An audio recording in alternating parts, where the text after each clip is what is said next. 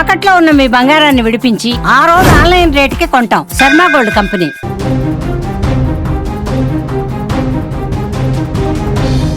భారీ భూకంపం గడిచిన 70 గంటలలో వరుసగా 3 సార్లు కంపించింది భూమి. ఆ దెబ్బకి ప్రజలు పరుగులు తీసి ఎక్కడికక్కడ రోడ్ల మీద పరిగెత్తుతున్నటువంటి దృశ్యాలు. ప్రశాంతంగా నిద్రిస్తున్న వేళ ఒక్కసారిగా భూమి కంపించింది. అక్కడ మయన్మార్ గడ్డపైన పుట్టిన అలజడి భారత్లోని కోల్కతా వరకు పాకింది. మంగళవారం రాత్రి రిక్టర్ స్కేల్ పైన 5.9 తీవ్రతతో సంభవించినటువంటి భారీ భూకంపం 3 దేశాలను ఉలిక్కి పడేలా చేసింది. అసలేం జరిగింది, ఆ ప్రకంపనల తీవ్రత ఎలా ఉంది, పూర్తి వివరాలు ఒకసారి చూసేటువంటి ప్రయత్నం చేద్దాం. మంగళవారం రాత్రి సమయం 10 గంటలు, దాదాపు అందరూ కూడా నిద్రకు ఉపక్రమిస్తున్నటువంటి వేళ హఠాత్తుగా ఎవరు ఊహించినటువంటి విధంగా భూమి తన ప్రతాపాన్ని చూపించింది. మయన్మార్ కేంద్రంగా సంభవించిన భూకంపం రిక్టర్ స్కేల్ పైన 5.9గా నమోదైంది.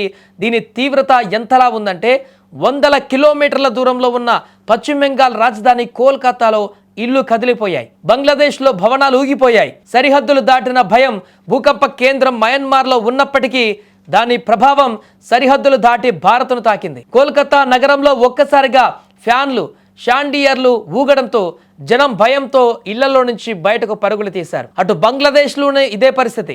ఏం జరిగిందో తెలుసుకునే లోపే భూమి కాళ్ళ కింద కదలడంతో ప్రజలు తీవ్ర భయాందోళనకు గురయ్యారు. ఇక భూగర్భంలో టెక్టానిక్ ప్లేట్ల రాపిడి కారణంగా ఈ ప్రకంపనలు వచ్చినట్లుగా నిపుణులు చెబుతున్నారు. ఈ ప్రాంతం భూకంపాల పరంగా అత్యంత సున్నితమైనటువంటి జోన్లో ఉండడం వల్లే తరచుగా ఇలాంటి ఘటనలు చోటు చేసుకుంటున్నాయి.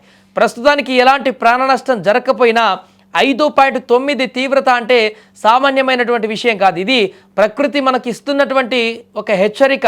ఇక ప్రస్తుత పరిస్థితి అదుపులోనే ఉన్న అధికారులు ప్రజలను అప్రమత్తంగా ఉండాలంటూ కూడా సూచిస్తున్నారు. ఎందుకంటే గతంలో రష్యా కానీ అటువైపు ప్రాంతాలలో, జపాన్ ప్రాంతాలలో ఈ మధ్య కాలంలోనే నెలల క్రితం వచ్చినటువంటి భారీ భూకంపాన్ని చూసాం. అది లాస్ట్కి సునామీ హెచ్చరికల వరకు వెళ్ళి సునామీ ప్రభావాన్ని కూడా చూపించినటువంటి పరిస్థితిని మనం చూసాం. అందుకే ఇప్పుడు వచ్చేటువంటి భూకంపాలను తేలికగా తీసేటువంటి పరిస్థితి లేదు. ఎప్పుడు ఏ రకంగా భూమి తన ప్రతాపాన్ని చూపిస్తుందో తెలియనటువంటి పరిస్థితి ఏర్పడింది. కాబట్టి ఇప్పుడు వచ్చినటువంటి భూకంప ప్రభావంతో ఆ పరిసర ప్రాంతాలలో పశ్చిమ బెంగాల్, బంగ్లాదేశ్, మయన్మార్ ప్రాంతాల్లో ఉన్నటువంటి ప్రజలందరూ కూడా భయకంపితులయ్యారు. కాబట్టి మరలా ఇంకొద్ది రోజుల పాటు జాగ్రత్తగా ఉండాలంటూ కూడా అధికారులు చెప్పారు. ఏదైనా ఊహించని పరిణామంతో అయితే అక్కడి ప్రజలందరూ కూడా ఒక్కసారిగా ఉలిక్కిపడ్డారు.